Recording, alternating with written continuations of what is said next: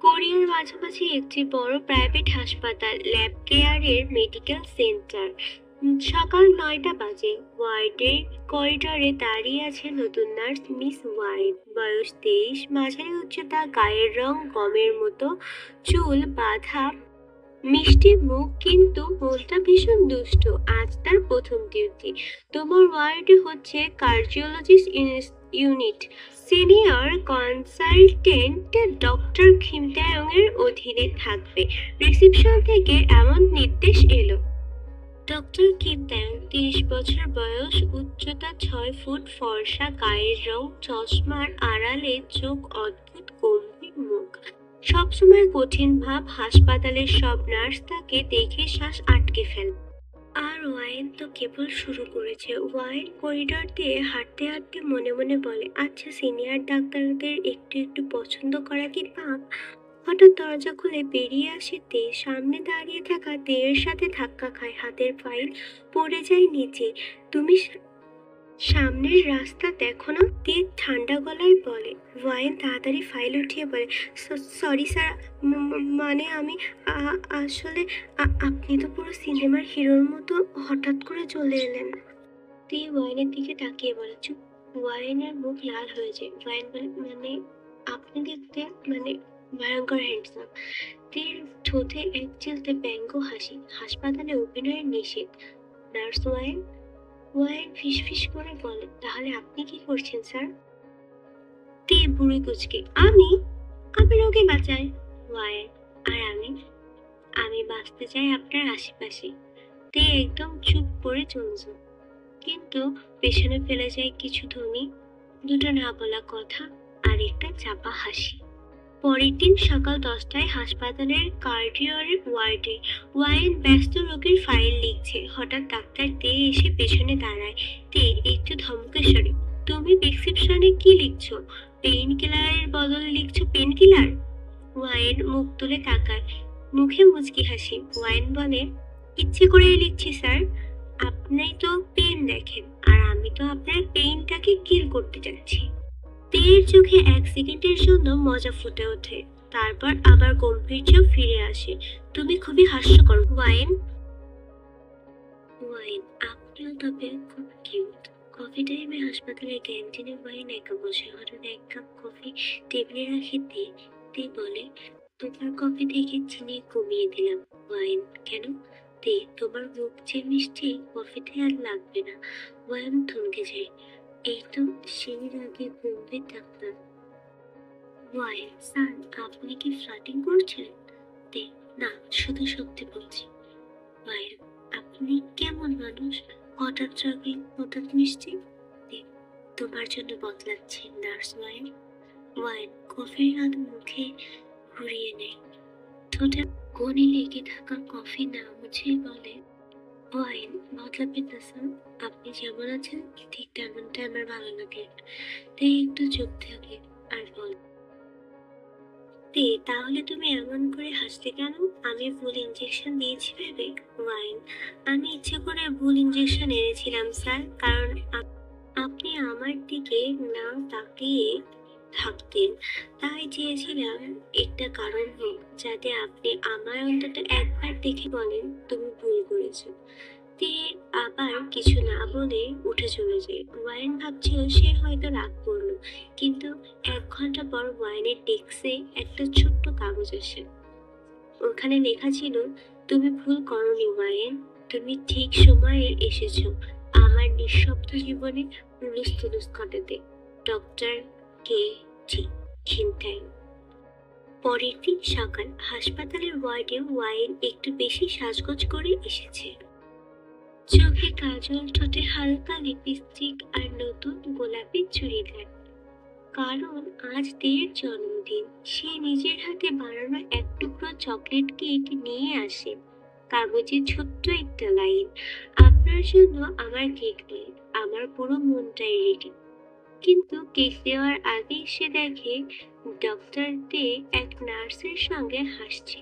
হাসিটা এমন যা ওয়াইন কোনোদিন দেখেনি তার মুখে। সেই নার্স তানিয়া আপু, হাসপাতালে সবার প্রিয়, তের সিনিয়র নার্স। ওয়াইনের বুকের ভেতরটা হু হু করে ওঠে, চোখ খোলা হয়ে আসে, নিজেই ফিসফিস করে বলে, আপনার জন্মদিনে প্রথম শুভেচ্ছাটা তানিয়া আপুই দিল। আমি তো এই দিনেরই অপেক্ষায় ছিলাম। ওয়াইন চুপচাপ নিজের বানানো কেকটা ওয়ার্ডের ক্যান্টিনের ফ্রিজে রেখে দেয়, তারপর হাসি মুখ করে ডিউটি করতে থাকে। কিন্তু ডাক্তার তে এবার বুঝে ফেলে, আজ ওয়াইন দুষ্টুমি নেই, ঝামেলার কথা নেই, চোখে ঝিলিক নেই। দুপুরে ডাক্তার তে ওয়াইনকে ডাকেন। তে, আজ তুমি এত চুপ কেন? তে, আজ তো আপনার স্পেশাল দিন। আমার মতো জুনিয়র নার্সের সাথে কথা বলে আপনি বিরক্ত বোধ করবেন। তে কপাল কুঁচকে তাকায়। তে, কি হয়েছে তোমার? আর তুমি আমার জন্মদিনে উইশ করলে না কেন? ওয়াইন, ভুল হয়ে গেছে স্যার, আমার মতো জুনিয়র নার্সের উইশে আপনার মন খারাপ হয়ে যাবে, তাই করিনি। তে ধীরে ধীরে পকেট থেকে কেকের প্যাকেটটি বের করে ওয়াইনের দিকে তাকিয়ে বাড়িয়ে দেয়। ওয়াইন, এটা কি? তে, তুমি ফ্রিজে রেখে গিয়েছিলে, ক্যান্টিনের বয় আমাকে দিয়েছে, কেকটা খেয়ে বুঝলাম তোমার মনের মতোই মিষ্টি। ওয়াইন চুপচাপ, চোখের জল চিকচিক করে। তে ধীরে ধীরে বলে, তে, তুমি যদি ভাবো আমি তানিয়ার সঙ্গে খুশি, তাহলে তুমি ভুল। আমি তোমার চুপ থাকা সহ্য করতে পারি না ওয়াইন। তুমি আমার জীবনে হুলুস, আর আমি সেটা ছাড়া বাঁচতে পারি না। ওয়াইন তাকিয়ে থাকে, ঠোঁটে একটু একটু মিষ্টি হাসি ফেরে। ওয়াইন, তাহলে আজ থেকে আপনার জন্মদিন, আপনার রাগ, কেক, সবকিছুই আমার প্রপার্টি, ঠিক? তে, না ওয়াইন, তুমি আমার পার্সোনাল প্রপার্টি। রাত 1টা, হাসপাতালে ইমার্জেন্সি ইউনিট, বাইরে তুমুল বৃষ্টি, ভেতরে একটা অচেনা আতঙ্ক। হঠাৎ করে এক দুর্ঘটনায় 4জন রোগী একসাথে আসে, ওয়ার্ডের হুলস্থুলুস লেগে যায়। ডক্টর তে আর ওয়াইন একসাথে ডিউটিতে, দুইজনে ছোটাছুটি করছে, কখনো অক্সিজেন, কখনো ব্লাড প্রেশার চেক করছে। সময়টা এতটাই টানটান যে একজন আরেকজনের দিকে তাকানোরও সুযোগ পাচ্ছে না। 2 ঘন্টার মধ্যে সব রোগী স্টেবল হয়ে যায়, চারদিক আবার নিস্তব্ধ। ওয়াইন টেবিলের এক কোণে বসে পড়ে, চোখ বুজে ফেলে। তে পাশ থেকে বলে, ক্লান্ত? ওয়াইন, না, শুধু মাথা ঘোরাচ্ছে। তে সঙ্গে সঙ্গে এগিয়ে আসে, ওর কাঁধে হাত রাখে। তে, এগিয়ে আসো, মাথাটা আমার কাঁধে রাখো। ওয়াইন অবাক, ওয়াইন এত সিরিয়াস ডাক্তার এত নরম হয় নাকি? তে, তোমার জন্য হচ্ছে। ওয়াইন মাথা রাখে তের কাঁধে। একটু চুপ থেকে তে বলে, আর যদি তুমি না থাকতে তাহলে আমি ম্যানেজ করতে পারতাম না। ওয়াইন, আমি থাকবো স্যার, সবসময় আপনার পাশে। তে মুখ ঘুরিয়ে ওর কানের কাছে ফিসফিস করে বলে, সেদিন যখন তুমি ভুল ইঞ্জেকশন নিয়েছিলে, জানো কি চেয়েছিলাম? ওয়াইন, কি? তে, চেয়েছিলাম তুমি আরেকবার এমন ভুল করো যাতে আমি তোমাকে আরেকটু বুঝতে পারি, আরেকটু বেশি করে দেখতে পারি। ওয়াইন হেসে ফেলে, আমি আবার একটা ভুল করতে চাই স্যার। তে, কি ভুল? ওয়াইন, একবার আপনার গলা টেলিস্কোপ পরিয়ে দেব, আর আপনার হৃৎপিণ্ডটা শুনে বলবো এই হৃদয়ের আওয়াজটা আমার। তে হেসে বলে, ঠিক আছে, আমি রাজি, কারণ তুমি তো আমার হৃৎপিণ্ডের একমাত্র রিপোর্টার, তোমার নামেই তো সব লেখা। বৃষ্টি ভেসে হাসপাতালের ঠান্ডা বাতাসের মাঝে দুইজনের মুখে এই অদ্ভুত শান্তি হাসি ফুটে ওঠে। পরের দিন সকালে ডিউটিতে হাসপাতাল ঘরে নতুন একটি এন্টার যোগ দিয়েছে। নাম তার আনিশা, বয়স 24, হাফ প্যান্ট পরা, চোখে কন্ট্যাক্ট লেন্স লাগানো, মাথায় খোলা চুল। সে সরাসরি তেএসআরের ওয়ার্ডে কাজ শুরু করে। ওয়াইন দেখে প্রথমের দিক থেকে আনিশা একটু বেশি আগ্রহী দেখাচ্ছে তেকে ঘিরে। একদিন আনিশা তের কাঁধে হাত রেখে বলে, আনিশা স্যার, আপনার হাতের ঘড়িটা খুব মানায়।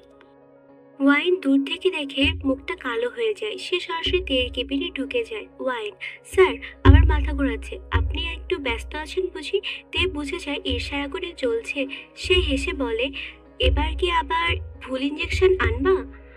ওয়াইন গম্ভীর মুখে বলে, ওয়াইন, না স্যার, এবার ভুল কিছুই আনবো না, এবার সরাসরি প্রস্তাব নিয়ে এসেছি। তে চমকে যায়, তে, কি প্রস্তাব? ওয়াইন চোখে চোখ রেখে বলে, ওয়াইন, এই হৃদয়ের হুলস্থুলস অনেক হলো, এবার আমার জীবনের প্রেসক্রিপশনে আপনার নামটা লিখে দিন। এবার বিয়ে করে ফেলুন স্যার, নয়তো আপনি ওই আনিশার হাত ধরেই চলে যান। তে হেসে ওঠে, ওয়াইনের 2 হাত ধরে। তেল, আনিশা তো শুধুই ওষুধ বোঝে, আর তুমি তো আমার জীবনটাই বোঝো। তোমার যে ভালো নার্স, ভালো মেয়ে, ভালো জীবনসঙ্গী খুঁজেই পাই না আমি। ওয়াইন ওয়াইন ঠোঁট কামড়ে বলে, তাহলে? তে পকেট থেকে ছোট্ট একটা রিং বের করে বলে, তে মিসেস ডক্টর কেটি লিখে নামটা পাল্টে নিবা। ওয়াইন হেসে কাঁপতে কাঁপতে বলে, ওয়াইন, আমি তো আগেই আপনার হয়ে গেছিলাম, আজ শুধু সিল লাগছে। 2 মাস পর বিয়ের আসরে ওয়াইন গোলাপি বেনারসি কপালে টিপ, হাতে মেহেদি, পাশে দাঁড়িয়ে সাদা পাঞ্জাবি পরাতে, চোখে সেই চেনা চশমা, কিন্তু আজ তার চোখে শুধুই ভালোবাসা।